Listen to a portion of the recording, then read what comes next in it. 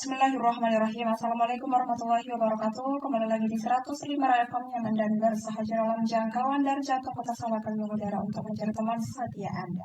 Masih bareng ya tentunya di pagi menjelang siang hari ini ya. Dan seperti yang sudah dia katakan tadi di informasi pukul 11 hingga nanti mendekati informasi pukul 12 waktu Indonesia Barat ya. Seperti biasa di hari Jumat kita masuk ke program obsesi ataupun obrolan seputar thaqafah Islam. Alhamdulillah sudah bersama kita narasumber kita di sini yaitu Ustazah Ummu Nailiyah ya. Assalamualaikum ya Ustazah. Waalaikumsalam warahmatullahi wabarakatuh, Mbak Lia. Kabar-kabarnya gimana ini Ustazah? Alhamdulillah, luar biasa. Alhamdulillah, Allahu Akbar. Jadi kita mau bahas tema apa nih Ustazah ya? Insya Allah nih temanya dekat banget ya.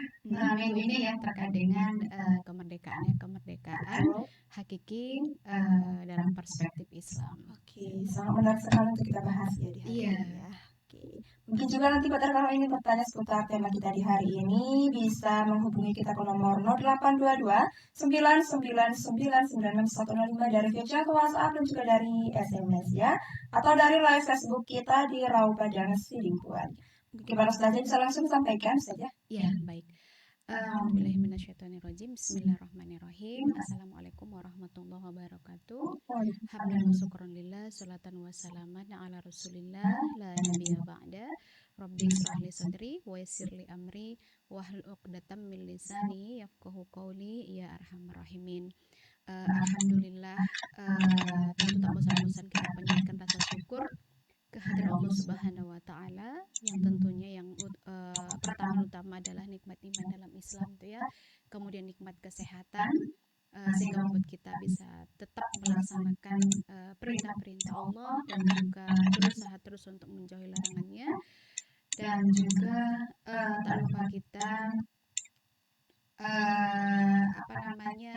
sampaikan ya selawat bertanggakan salam kepada ruh junjungan kita Nabi Muhammad SAW yang berlafazkan Allahumma sholli ala Muhammad wa ala ali Muhammad, dan tentunya juga tak lupa kita panjatkan doa kepada Allah untuk keluarga beliau, para sahabat dan seluruh kaum muslimin wal muslimat al ahya'i minhum wal amwat ya, bil khusus di wilayah-wilayah yang masih di dalam kondisi genosida gitu ya, saudara kita di Palestina, dan juga yang saat ini masih belum jelas kondisinya dan juga status mereka gitu ya, seperti saudara kita muslim dari Rohingya seperti itu. Nah, baik sahabat obsesi, pada kesempatan kali ini seperti tadi di awal saya sampaikan, ini siang ini kita akan bahas topik yang minggu ini akan kita lihat gitu ya, atau kita dapati bersama gitu, bahwa akan ada sebuah seremonial ya di dalam hari kemerdekaan Republik Indonesia yang pada tahun ini bertepatan di angka 81 gitu. Kalau untuk angka usia manusia hidup ini sudah lumayan lama ya. Iya. Ya, gitu, 81 gitu. Nah, 81 Indonesia telah diklaim gitu ya merdeka, dan setiap tahun kita lihat masyarakat itu merayakan dengan penuh euforia ya, dengan penuh euforia dengan segala perhelatan, seremonial, perlombaan dan sebagainya gitu, mulai dari karnaval gitu ya sampai kepada baris berbaris atau defile, drum band dan sebagainya. Itu adalah sesuatu yang setiap tahun kita saksikan di dalam perayaan HUT RI seperti itu. Nah, di tahun ini gitu ya, tema di dalam ulang tahun ke-81 ini diangkat Indonesia berdaulat, adil dan makmur gitu. Ini menjadi tema yang dipilih untuk merayakan HUT RI ke-81 pada tahun ini. Nah, kenapa tema itu diangkat? Karena pemerintah berharap tema ini bisa menjadi pengingat ya bagi seluruh elemen bangsa mengenai tujuan utama NKRI yang kini memasuki usia ke-81, yaitu mewujudkan negara yang mandiri, berkeadilan dan mesejahterakan seluruh rakyatnya. Wah, kedengarannya luar biasa gitu ya, gitu. Gak ada yang salah sebenarnya dengan tema ini kan gitu ya, gak ada yang salah dengan harapan ini seperti itu. Nah, pemerintah sendiri sudah menyiapkan serangkaian acara ya, kita lihat tadi ada acara perhelatan gitu. Untuk perhelatan tahun ini memasuki Agustus seperti ada zikir dan doa serta sholawatan kebangsaan ya yang akan diadakan di Monas pada tanggal 14 Agustus ini, kemudian pidato kenegaraan yang disampaikan oleh Presiden sendiri dalam rangka laporan kinerja lembaga-lembaga negara, pidato nota keuangan RUU APBN pada sidang tahunan MPR RI serta pada sidang bersama DPR RI dan DPD RI. Dilanjut tanggal 15-nya akan dilakukan upacara ziarah nasional dan renungan suci di Taman Makam Pahlawan Nasional Kalibata di Jakarta Selatan.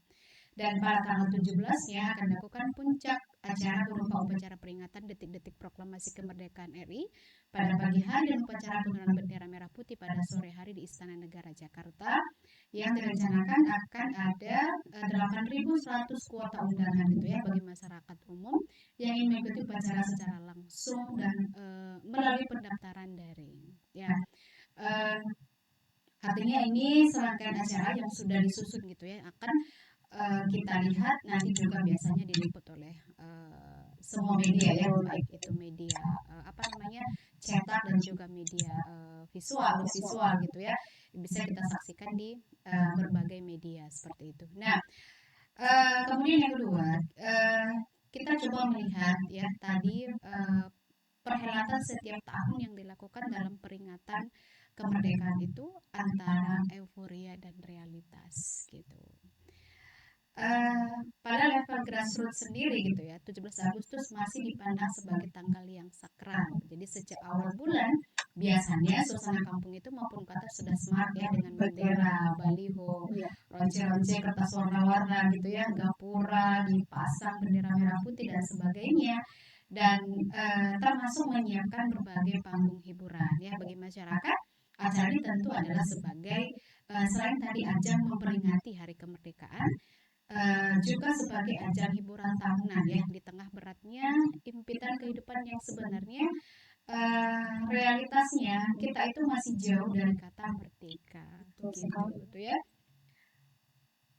Kita melihat betapa masyarakat itu sebenarnya antusias gitu ya ketika kita berbicara tentang hubungan masyarakat terhadap negara kan gitu ya, itu sangat antusias gitu sampai di tengah himpitan kehidupan sekalipun masyarakat masih rela kan gitu ya, masih mau untuk merayakan hari kemerdekaan negaranya gitu ya. Nah, kita bahas tadi konteksnya adalah Indonesia seperti itu, negara Republik Indonesia gitu. Nah, ini kan menunjukkan bahwa masyarakat kita sebenarnya masyarakat yang sangat baik gitu kan gitu ya, sangat baik dan sangat peduli gitu kepada negara ini gitu. Sekalipun tadi hidupnya sedang himpit kan gitu ya, tetapi tetap ada waktu dan ada keinginan masyarakat itu untuk memperingati hari kemerdekaan negaranya. Nah, maka tadi katakan betapa tidak gitu ya di usia ke-81 ini kata berdaulat, adil dan makmur nyatanya masih berupa cita-cita, faktanya kemiskinan tetap ada, bahkan merajalela gitu. Kalau kita bicara perspektif merdeka dalam istilah kata saja merdeka itu kan berarti ada sesuatu yang tidak boleh ada himpitan. Merdeka bebas gitu saja. Tidak boleh ada kesusahan kan gitu ya. Tidak boleh tadi ada beban gitu ya yang membuat masyarakat atau misalnya seorang itu atau bahkan negara gitu ya tidak mampu menanggungnya gitu. Nah, kalau masih seperti itu berarti kita belum merdeka seperti itu, tuh ya. Nah, tadi yang pertama kita lihat faktanya mengkritisi tadi apakah kita sudah merdeka ya dalam kondisi realitas kemiskinan ternyata masih ada seperti itu ya, dan kemiskinan ini bukan sesuatu yang bisa hilang kan dengan tiba-tiba atau misalnya ada data lalu diklaim kemiskinan menurun karena pendapatan masyarakat meningkat. Yang meningkat pengeluaran gitu ya, pengeluaran masyarakat meningkat gitu. Pengeluaran yang meningkat, pendapatannya gitu ya. Coba ditanya pendapatannya berapa dengan pengeluarannya. Jangan mengklaim pengeluaran meningkat lalu dikatakan ada pertumbuhan ekonomi seperti itu. Ini sangat miris sekali kita gitu ya. Nah, kemudian Menurut catatan Badan Pusat Statistik gitu ya, per Maret 2026 ada 22,9 juta rakyat yang hidup di bawah garis kemiskinan. Dan itu dengan standar kemiskinan sebesar Rp669.000 per kapita per bulannya. Dan 74% dari 600.000 itu komposisinya dikeluarkan untuk makan. 600.000 70% makan, sisanya 26% itu baru kalau ada, kan gitu, untuk yang lain-lain seperti itu. Nah, maka adapun jika menggunakan garis standar kelas menengah ke atas gitu, ini dari upper middle income versi World Bank, angkanya melonjak hingga 60,3% dari total populasi Indonesia begitu. Jadi 60,3% dari total populasi kita itu masih berada di bawah garis kemiskinan. Kondisi ini tentu paradoks ya, dengan limpahan kekayaan alam yang ada di negeri ini. Kenapa dikatakan paradoks gitu? Karena apa? Karena memang pengelolaan sumber daya alam yang ada di negeri ini tidak bisa kita pungkiri ini dalam kategori yang buruk, kan gitu ya. Sehingga anugerah sumber daya alam itu ibarat seperti kutukan bagi negeri ini gitu. Punya sumber daya alam banyak, tapi 60% masyarakatnya itu kategorinya miskin, kan gitu ya. Berarti ini sumber daya kita seperti kutukan gitu ya bagi negara ini gitu. Kemana kan gitu ya hasilnya? Kenapa negara yang sumber kayanya banyak tetapi kemiskinannya justru amat sangat tinggi begitu. Nah, kemudian selain itu kita lihat juga konflik lahan terjadi di mana-mana, kan gitu ya. Kemudian juga gap sosial makin menganga, kerusakan alam juga kian tidak terkendali akibat eksploitasi oleh berbagai korporasi lokal maupun asing. Bahkan kita lihat ya bagaimana di wilayah paling timur negeri ini, di wilayah Papua ya, kita melihat bagaimana kondisi kerusakan alam yang terjadi di sana sangat miris sekali gitu ya. Ini negeri kita, negeri yang sama-sama kita cintai, tentunya yang kita harapkan terjadi perubahan yang dari tahun ke tahun itu harusnya ada gitu ya. Angka 81 tadi saya katakan itu bukan angka yang kecil. Ibarat manusia itu sudah angka yang sudah hampir kolaps kan gitu ya. Istilahnya manusia itu sudah hampir kolaps, sudah mendekati yang namanya dunia alam barzah. Berarti kalau dia hidup harusnya memang kalau dikatakan merdeka, dia betul-betul sudah merasakan yang namanya mapan kan gitu ya. Dia sudah tinggal, istilahnya dia sudah siap tinggal menunggu ajalnya. Berarti dia sudah merdeka. Tapi kalau 81 tahun tadi masih kemiskinan masih menganga, kemudian misalnya dia makan masih susah dan sebagainya, kalau begitu dia bagaimana kita katakan menjadi seorang manusia yang merdeka gitu? Bagaimana kita katakan itu negara yang merdeka gitu? Itu ya. Nah, negeri juga sedang menghadapi daftar panjang problem yang tampak sulit dipecahkan gitu ya. Kemudian seperti lilitan utang yang terus mengancam gitu ya. Bahkan di data per Mei 2026, posisi utang luar negeri Indonesia tercatat sebesar 444 miliar US dollar atau sekitar 8.000 triliun. Bahkan ada yang sudah mengatakan sudah mencapai 10 gitu ya ribu triliun. Nah, kemudian ironisnya gitu kita lihat penguasa negeri ini terkadang tidak mau jujur kan gitu ya terkait dengan kondisi ini, masih mengatakan Indonesia masih baik-baik saja dan kita masih bisa mengatasinya seperti itu. Nah, kemudian dalam hal lain selain tadi peningkatan utang gitu ya, ada juga penurunan pelayanan publik gitu ya, baik dari sisi kuantitas maupun kualitasnya begitu. Dan terbukti akses rakyat banyak terhadap pelayanan kesehatan dan pendidikan terbaik kian hari kian sulit dan kian mahal kan gitu ya. Dan begitu pun dengan sumber energi seperti listrik sering mati kan gitu ya. Kemudian belum pangkas blow up listrik yang kita alami seperti itu, air dikuasai asing, jalan tol bayar mahal gitu ya. Dan semua yang tadi potensi alam yang kita miliki, sumber-sumber yang kita miliki, kita tidak bisa menikmatinya dengan merdeka gitu ya. Masih kita harus bayar mahal. Mungkin orang akan bilang begini, ispandai kali lah kalian ngomong ya, mana bisa semuanya gratis gitu ya kan. masa iya kan gitu ya, masa iya nggak usah gratis Iya. kan gitu. Nah, kenapa negara-negara di luar kan gitu ya, katakanlah misalnya seperti negara-negara Eropa, Australia gitu ya, bahkan terdekat tetangga kita Malaysia misalnya, bisa memperlakukan pada apa namanya, titik-titik tertentu public service itu bisa gratis gitu ya, bahkan murah gitu. Nah, kenapa kalau kita tidak bisa seperti itu tuh ya, justru malah gratisnya pun dipilih-pilih gitu ya kan, sangat diskriminatif gitu ya.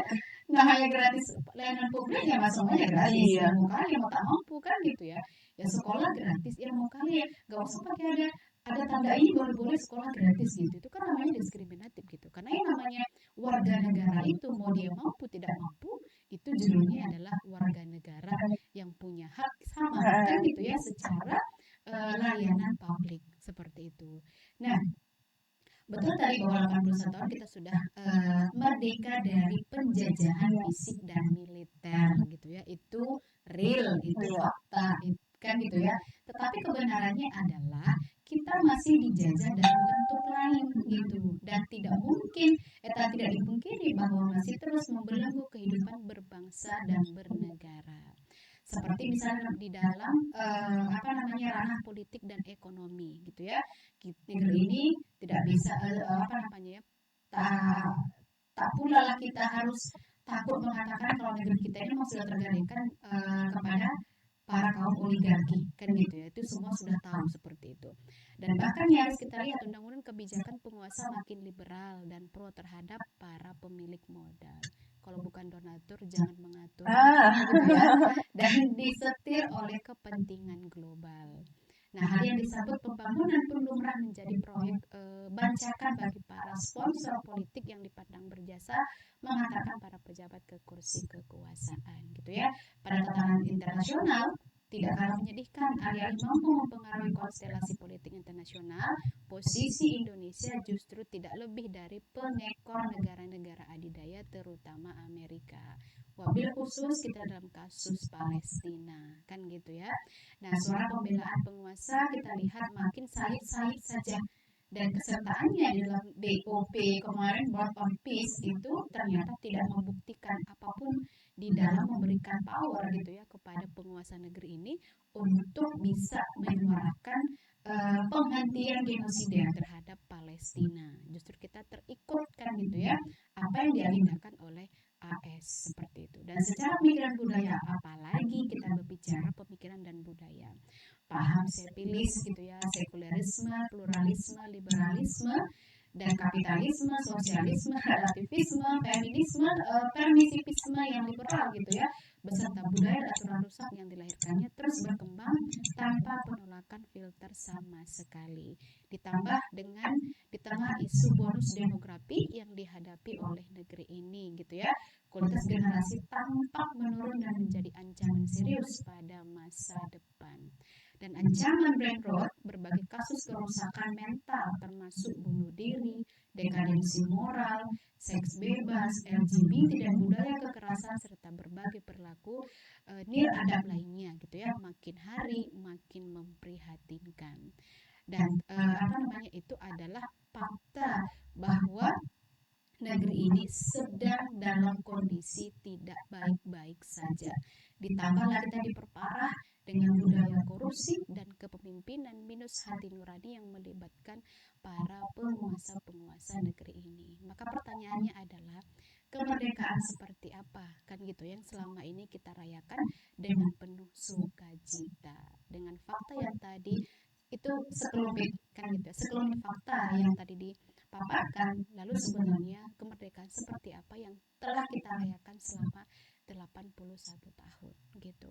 Adakah tadi kemerdekaan hakiki sebagaimana yang disampaikan di dalam Islam gitu ya, yang betul-betul sudah kita raih. Jadi kalau kita bicara kemerdekaan hakiki, kita tentu punya standar kan, kita punya standar dan punya aturan. Nah, bagi kapitalisme yang namanya kemerdekaan itu kan adalah hanya bergantung kepada hak gitu ya, hak setiap individu. Nah, jadi kalau semuanya bertarung untuk memperebutkan haknya, lalu bagaimana mereka bisa mengingat kewajiban yang akan mereka lakukan, karena semuanya bertarung untuk hak, kan gitu ya, bukan bertarung untuk melaksanakan kewajiban, tapi bertarung untuk hak. Maka setiap orang pasti membenarkan apapun yang ia lakukan atas nama haknya, seperti itu tuh ya. Nah itu tadi faktanya demikian. Nah, mungkin nanti kita lanjut lagi Mbak Eja, Mbak Mbak Lia. Lia. Aduh. Lagi gitu ya. Iya. Saking semangat. Sampai lupa namanya sudah. Sampai lupa nama. Oke, kita ke iklan dulu sebentar. Nanti kita akan kembali di segmen kedua setelah iklan berikut ini. Ya, tetap stay tune di 105 FM. Your next time. Kembali lagi di 105 FM, nyaman dan bersahaja dalam jangkauan dari jantung kota Salakan mengudara untuk mencari teman setia Anda. Kita masuk ke segmen kedua di tema kita di hari ini, yaitu merdeka hakiki dalam perspektif Islam. Ya, kepada Ustazah bisa disampaikan kembali. Ya, baik. Tadi kita masih di dalam paparan realita ya, ataupun fakta, dan ini bisa kita renungkan bersama tentunya, apakah kita benar-benar sudah real negara merdeka gitu ya, sehingga kita tadi tidak hanya terpaku pada euforia tiap tahun perhelatan, tetapi juga kita yuk berpikir bersama kan gitu ya, apa yang bisa kita lakukan untuk perbaikan negeri ini ke depan begitu. Nah, maka dengan tadi kita melihat berbagai fakta kerusakan gitu ya, dan realitas negeri ini yang sebenarnya tadi, berarti kan bisa kita mengatakan bahwa negeri ini memang belum merdeka gitu ya, secara fisik telah merdeka dari penjajahan militer tadi ya, dan juga fisik, tetapi dari sisi politik, ekonomi gitu kita belum merdeka begitu. Nah, maka kita lihat apa yang menjadi akar persoalan munculnya penjajahan gaya baru tadi kan gitu ya. Ternyata yang menjadi akarnya adalah penerapan sistem sekulerisme atau faslutin anil hayah gitu ya, yang merupakan ya, ataupun yang telah menjadi karpet merah masuknya neoimperialisme gitu ya, penjajahan gaya baru. Tak terlihat tetapi terasa kan gitu ya. Kita kan nggak gini ya, nggak ada yang melihat ada penjajahan ekonomi ya, tapi kita semua merasa kan gitu ya. Nah, nggak ada yang melihat adanya penjajahan budaya, tapi kita merasa kan gitu. Nah, kenapa? Karena tadi memang dia sangat soft gitu ya, caranya sangat soft melalui pemikiran dan juga perbuatan. Nah, maka percokolnya neoimperialisme ini itu tentu sangat erat kaitannya dengan penerapan sistem sekulerisme kapitalis yang konsisten dipegang teguh oleh orang-orang ataupun para penguasa yang berkuasa dari masa ke masa di negeri-negeri kaum muslimin gitu ya. Dan tentunya kalau kita bicara negeri kaum muslimin tidak terlepas dari negeri kita gitu ya, yaitu Indonesia begitu. Nah, itulah sebabnya gitu ya, kaum barat ya sekuler menjadikan perang pemikiran dan budaya sebagai senjata baru untuk melumpuhkan umat Islam bahkan hingga sekarang. Nah, mereka menanamkan ide-ide sekulerisme kan gitu ya, dan menjadikan itu sebagai amunisi untuk melawan ide-ide Islam gitu ya, dan juga persatuan politik kaum muslimin. Makanya kan sekulerisme itu faslutin anil hayah, itu artinya memisahkan agama dari kehidupan, memisahkan persoalan-persoalan politik, ekonomi, hukum, keamanan, pendidikan, kesehatan itu dari ajaran Islam. Nah, walaupun sebenarnya walaupun secara sebagian gitu ya kita sudah boleh ataupun bisa melaksanakannya, tapi itulah disebut dengan sekulerisme tadi gitu ya, setengah-setengah kan gitu ya, setengah muslim, setengahnya nggak tahu gitu ya, seperti itu kan gitu, setengahnya nggak tahu seperti itu. Nah, itulah yang menjadikan kita itu secara pemikiran dan budaya itu terjajah gitu. Karena kalau kita mengatakan kita telah merdeka, maka bukan seperti itu yang dikatakan kemerdekaan dari sisi individu kan gitu ya. Seharusnya kita merdeka untuk menjalankan syariat agama kita kan gitu ya. Tidak ada label terorisme, radikalisme bagi orang yang berjenggot, cingkrangan, cadaran kan gitu ya, gamisan gitu yang dianggap sebagai hal-hal yang bernuansa negatif seperti itu. Nah, kemudian tidak perlu ada pemantauan toa masjid kan gitu ya, kemudian tidak perlu ada korupsi dana orang ibadah begitu. Itu namanya kita belum merdeka gitu. Nah, maka dengan penerapan sekularisme tadi kan gitu ya. Nah, itulah yang kemudian pada situasi yang demikianlah negeri ini bercokol tadi pemikiran sekuler, kemudian liberal gitu ya, kapitalis yang membuat ataupun yang memberikan karpet merah dan mengukuhkan penjajahan seperti itu.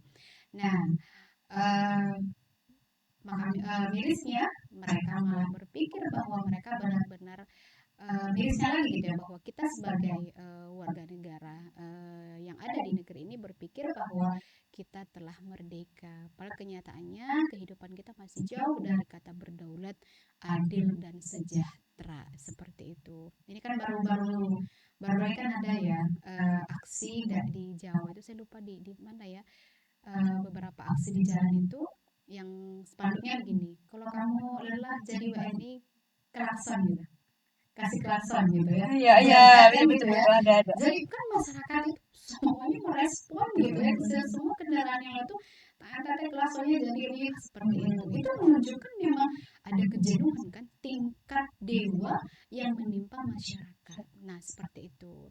Nah, jadi bagaimana tentunya kalau kalau seperti yang tadi katakan ada realitas yang belum sesuai dengan kata merdeka, karena tadi akarnya adalah kita dijajah dari sisi pemikiran, budaya atau ideologi yang namanya sekularisme, maka bagaimana kan gitu ya mewujudkan kemerdekaan hakiki itu menurut Islam. Tentu tadi tidak ada orang yang ingin dijajah selamanya, baik fisik maupun pemikiran kan gitu ya, ekonomi dan politik gitu. Tidak ada orang yang dijajah seperti itu selamanya. Kita tidak ingin selamanya tidak mendapatkan pelayanan publik yang tadi susah dan mahal kan gitu ya. Nah, kita tidak ingin selamanya harga beras itu mahal, kan gitu ya. Kita tidak ingin selamanya tidak punya rumah sampai mati. Kita tidak ingin selamanya tidak punya tanah, tidak punya pekerjaan, atau hanya honor sampai pensiun. Siapa yang mau? Kan gitu ya. Nggak ada yang mau itu sebenarnya. Nah, seperti berarti kalau seperti tadi katakan, kita belum merdeka. Ya kalau kita jalan-jalannya belum ke Dubai kan, belum ke Qatar, kan belum merdeka lah gitu ya. Kalau masih ke Sijam ya jalan-jalan dekat ya gitu, ada ke Sirapak itu belum merdeka kawan kan gitu ya. Itu baru sedikit mengalihkan ya kan, mengalihkan kepenatan kita, kejenuhan kita dengan kondisi kehidupan kita hari ini. Nah, lalu kita tadi bicara bagaimana Islam kan gitu ya mewujudkan sebuah kemerdekaan hakiki bagi manusia, tentunya juga bagi sebuah negara. Maka kalau kita bicara kata merdeka dalam KBBI itu kan artinya tadi seperti kata Mbak Lia, itu bebas kan gitu ya. Bebas dari apa? Penghambaan, penjajahan dan sebagainya. Dan dia berdiri sendiri, dia tidak diintervensi kan gitu ya. Kemudian tidak terkena atau lepas dari tuntutan, tidak tergantung dan tidak terikat dan tidak bergantung kepada pihak tertentu yang mengintervensinya, dan dia leluasa. Inilah pemahaman arti dari kemerdekaan atau merdeka dari sisi makna bahasanya gitu ya dalam KBBI. Nah, namun kalau kita bicara makna kemerdekaan yang lebih dalam perspektif Islam kan gitu ya. Nah, maka sebagaimana yang disampaikan oleh sahabat Nabi Muhammad SAW yang bernama Rabi bin Amir ketika dia berhadapan dengan Rustum kan gitu ya, seorang penguasa Persia yang sangat kaya raya di masanya. Ini di masa Umar bin Khattab. Nah, ya kan di masa Umar bin Khattab kemudian diutus oleh Sa'ad bin Abi Waqqas yaitu Rabi bin Amir tadi. Nah, sebagai pemimpin perang Qadisiyah gitu ya, berhadapan dengan Rustum Farrokhzad, panglima Persia yang punya kursi terbuat dari emas gitu ya, yang tinggi badannya, tegap, kekuasaannya luas Persia kan gitu ya. datanglah Rustum berbadan mungil kan gitu ya, tidak sebesar Rustum, kemudian naik keledai gitu ya di hadapan Rustum, dan kemudian Rustum menertawakannya seperti itu. Cobalah ya kita yang seperti itu datang ke hadapan penguasa adidaya kan gitu ya, naik naik apa ya, naik sepeda motor kan ya, aja. sepeda motor lah kita katakan ke depan adidaya, ya kan bingung mau ngapain kan gitu, pasti dia menertawakan kita. Nah kemudian tetapi Rustum tidak merasa kecil dengan dirinya dan juga penampilannya. Kenapa? Karena ada sesuatu yang besar yang ia bawa, yang itu melebihi posisi dan kedudukannya Rustum. Seperti itu. Apa yang dikatakan kepada Rustum? Sesungguhnya Allah telah mengutus kami untuk mengeluarkan manusia dari menyembah manusia kepada menyembah rohnya manusia, dan dari ketidakadilan agama-agama kepada keadilan Islam, dan dari kesempitan dunia kepada keluasan dunia dan akhirat. Coba ini sekali ya, kata-kata Rustum ini sangat tajam sekali gitu ya, sangat masuk sekali seperti itu. Dan hati itu berada di antara dua jari-jari Ar-Rahman, dia membolak-balikkan sebagaimana dia menghendaki. Kemudian Robi tadi membacakan ayat, sesungguhnya engkau Muhammad tidak dapat memberi petunjuk kepada orang-orang yang kau kasihi, tetapi Allah lah yang mau memberi petunjuk pada orang-orang yang ia kehendaki gitu ya, dalam surah Al-Qasas ayat 56. Inilah makna kemerdekaan yang semestinya dipahami oleh kita sebagai umat Islam, yang tentunya tadi secara umum menjadi agama yang dipeluk mayoritas oleh penduduk negeri ini. Jadi kemerdekaan yang sesungguhnya itu adalah kemerdekaan yang bebas menghamba gitu ya kepada makhluk, tetapi hanya menghamba kepada Allah Subhanahu wa taala, tidak menghamba kepada musuh-musuh Allah, tidak menghamba kepada ideologi asing gitu ya, seperti sekularisme kapitalis tadi. Maka mereka dalam paradigma sekuler kapitalis telah menjauhkan kita dari kedaulatan, keadilan, dan kesejahteraan hakiki. Tadi tema kemerdekaan tahun ini kan kedaulatan, keadilan, kesejahteraan. Nah itu tidak akan pernah kita dapatkan kalau tadi kita menghamba kepada makhluk, menghamba kepada aturan makhluk kan gitu ya. Maka bagaimana caranya? Ya kembali kepada Allah dan hanya menghamba kepada Allah, kemudian menerapkan apa-apa yang Allah perintahkan dan meninggalkan larangannya. Itulah namanya baru kita betul-betul merdeka kan gitu ya. Oleh karena itu umat Islam harus dipahamkan bahwa kemerdekaan hakiki itu hanya mungkin diraih dengan sistem kehidupan yang sahih atau yang benar, dan tentu itu bukan sistem yang lain selain daripada sistem Islam yang tegak berdasarkan akidah yang lurus dan menolak penghambaan dan ketundukan kepada sesama manusia. Tidak boleh kita tunduk kepada manusia, tunduknya tadi hanya kepada Allah Subhanahu wa taala sebagaimana yang disampaikan oleh Robi tadi ya kepada Rustum. Nah, maka dengan cara itulah umat Islam akan berhasil bangkit ya, khususnya negeri ini kan gitu ya. Dan tentunya harapan Pak Presiden 2040 ya 40 sekian Indonesia akan menjadi negara dengan ekonomi terkuat di dunia. Itu bisa diwujudkan kan gitu ya tadi kalau kita tidak menghamba kepada bentuk aturan ataupun bentuk politik negara asing gitu ya kan, yaitu kapitalis. Nah kalau kita ingin tadi menjadi negara yang kekuatan ekonominya terkuat sedunia di tahun 2040, bisa loh Pak kan gitu ya, yaitu dengan menerapkan hukum yang tidak menghamba kepada makhluk, tidak menghamba kepada hidayah kapitalis, tetapi hanya menghamba kepada Allah, menerapkan hukum-hukum Allah, dan itulah nanti akan terwujud keadilan, kemudian kesejahteraan yang hakiki sekaligus. Nah ada poinnya nih. Kalau misalnya pertanyaan begini, apakah tidak ada negara-negara di dunia ini yang makmur dan sejahtera selain daripada negeri yang dia menerapkan Islam? Kalau hanya bicara kaya sejahtera ada, kan gitu ya ada, tapi ada plus yang tidak didapatkan selain daripada Islam. Apa itu? Keberkahan dan rahmat. Betul sekali Kan gitu ya. Nah, kaya ya sebenarnya kan kalau kita lihat orang bekerja, dapat uang, mengumpulkan harta, mengumpulkan uang, dia bisa kaya. Tapi pertanyaannya, apakah ketika dia mendapatkan kekayaan itu di sana ada berkah atau rahmat? Kan gitu. Karena sebagai seorang muslim, kita itu bukan hanya diperintahkan untuk bekerja dan mencari nafkah, tapi juga tidak lupa bahwa apa yang kita lakukan itu kita harus tahu rambu-rambunya agar setiap aktivitas kita mendapatkan nilai plus tadi, keberkahan dan rahmat, begitu tuh ya. Nah, maka tadi mewujudkan kembali tentunya tadi keberkahan gitu dan juga rahmat agar menimpa negeri ini dan bahkan seluruh alam, maka caranya tadi hanya dengan mengembalikan kehidupan Islam di bawah syariat Islam, kan gitu ya. Kenapa sih kita selalu bicara syariat Islam? Karena memang tidak ada aturan yang mampu membuat kita bisa menjadi adidaya selain daripada syariat Islam, dan itu sudah terbukti kan gitu ya, ratusan tahun bagaimana negara-negara lain itu tunduk kepada kaum muslimin di bawah peradaban Islam. Yang tadi Rustom sekalipun tunduk kepada Robi'i yang mungil kan gitu ya, yang hanya membawa seekor keledai yang kata-katanya bisa mengguncang kedudukan ataupun mengguncang pikiran dan juga keteguhan dari Rustum, seperti itu, dan seorang adidaya di masanya itu ya. Jadi betul-betul makanya Umar bin Khattab juga pernah mengatakan gitu ya, dulu kita adalah kaum yang hina. Artinya manusia itu sebelum ada Islam merupakan sebuah kaum yang hina.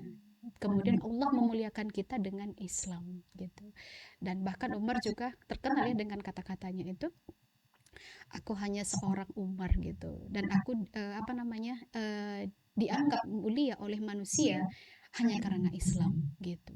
Jadi bahkan dalam kalimat selanjutnya Umar mengatakan bahwa siapa-siapa yang mencari kemuliaan selain daripada Islam, maka Allah tidak akan memberikan selain kehinaan. Jadi kalau kita tadi pengen merdeka, berkeadilan, sejahtera, kembalilah kepada Islam. Karena tadi Allah akan memberikannya, bahkan tadi menambah plusnya dengan rahmat dan keberkahan. Tetapi kalau kita mencari selain daripada Islam, ya Allah akan berikan adalah kesempitan, kehinaan, kan gitu ya, kemunduran, kemerosotan seperti yang kita alami hari ini, seperti itu tuh ya.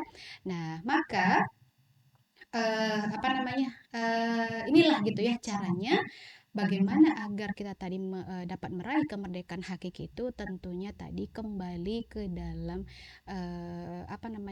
syariat Allah gitu ya, kembali ke dalam Islam. Nah, bagaimana caranya agar umat atau masyarakat tahu bahwa Islam itu adalah rahmatan lil alamin, yang mampu mewujudkan kemerdekaan hakiki? Tentunya ini harus kita sampaikan gitu ya, atau kita dakwahkan sebagaimana Rasulullah mendakwakan Islam ke seluruh penjuru Mekah gitu ya, sampai atau penjuru Jazirah Arab, seperti itu. Jadi kita tidak boleh diam dan berpangku tangan melihat kondisi negeri ini yang semakin hari tadi semakin mengkhawatirkan, karena sebagai individu kita bisa merasakannya gitu ya, secara langsung bahwa kita belum merdeka, dan ingin mewujudkan kemerdekaan yang hakiki tadi, kita betul-betul harus pertama tadi cara akidah bebas penghambaan selain dari kepada manusia, kan gitu ya. Kemudian yang kedua, sumber daya yang kita miliki harus betul-betul kita miliki dan kita berdaulat atas sumber daya alam kita, agar apa, pengelolaannya bisa benar dan hasilnya dikembalikan kepada kemakmuran rakyat. Nah, kalau seperti itu tidak mustahil pendidikan itu gratis, kesehatan itu gratis, keamanan itu terjamin. Tidak akan ada anak SD yang diperkosa malam, kan gitu ya, lalu dibunuh, dibuang ke sumur. Ini miris sekali loh Mbak Lia ya. Kita kalau mendengar ini nggak jauh-jauh kan, ada di wilayah kita, dekat sekali tetangga desa sebelah gitu. Kalau keamanan ada jaminan yang betul-betul terjamin bagi masyarakat, bagi anak-anak, tentu kejadian itu tidak akan terjadi. Karena harga satu nyawa manusia, harga satu nyawa rakyatnya, kalau dia seorang pemimpin tadi yang merdeka, kan gitu ya, dari intervensi aturan asing selain daripada aturan Allah, maka dia akan memikirkan satu nyawa rakyatnya, pertanggungjawabannya di hadapan sang hakim, kan gitu ya, di akhir nanti ini amatlah sangat berat. Berapa orang yang setiap hari nyawanya hilang, kan gitu ya, berapa orang anak-anak perempuan yang diperkosa, per hari kalau kita hitung. Nah, ini kayak yang namanya merdeka. Tentu bukan kemerdekaan seperti ini yang kita harapkan, gitu ya. Baik, mungkin kita langsung ke closing statement ya, Mbak Lia dan sahabat obsesi pada siang hari ini. Nah, maka kita kembali tadi ke definisi kemerdekaan hakiki itu ya.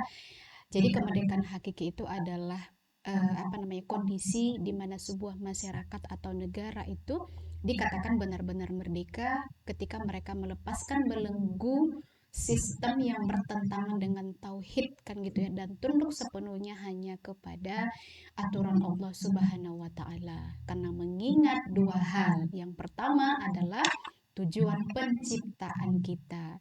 Sebagaimana Allah berfirman dalam Al-Qur'an surah Az-Zariyat ayat 56, yang artinya Bismillahirrahmanirrahim, dan aku tidak menciptakan jin dan manusia melainkan supaya mereka menyembah kepadaku.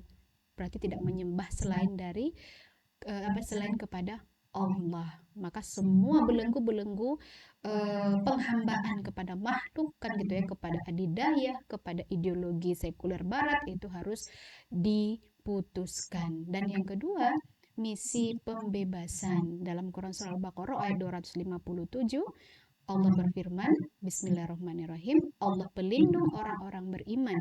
Dia mengeluarkan mereka minaz-zulumati ilan nur. Ini sangat sering kita dengar gitu ya, bahwa yang namanya tadi kemerdekaan itu betul-betul harus kembali kepada cahaya, yaitu cahaya keimanan. Nah, kalau sudah seperti itu, maka barulah nanti kita bisa mengatakan kita sudah merdeka. Gitu kan gitu ya. Tapi sebelum itu belum merdeka. Nah, ini renungan untuk kita bersama gitu ya, seluruh warga di negeri ini. Wabillahi tadi kita kepada terhadap umat Islam yang mayoritas gitu ya. Yuk kita tadi kembali kepada aturan Allah, membersihkan gitu ya tauhid kita kan gitu, dari ajaran-ajaran ataupun sistem-sistem yang bertentangan dengan Islam, dan kemudian tadi kembali kepada aturan Allah Subhanahu wa taala yang membuat kita bisa menjadi manusia dan masyarakat serta negara yang merdeka, begitu Mbak Lia. Jangan salah nama lagi saja. Oke, ini kita sudah berakhir ya obrolan kita di hari ini dengan tema kita tadi, merdeka hakiki dalam perspektif Islam ya. Semoga yang sudah disampaikan menambah ilmu pengetahuan untuk kita semua ya. Oke, dan nantikan kembali program obsesi kita di setiap hari Jumat insya Allah ya, di setiap jam 11 hingga 12 waktu Indonesia Barat. Akhir kata dari Lia, wassalamualaikum warahmatullahi wabarakatuh.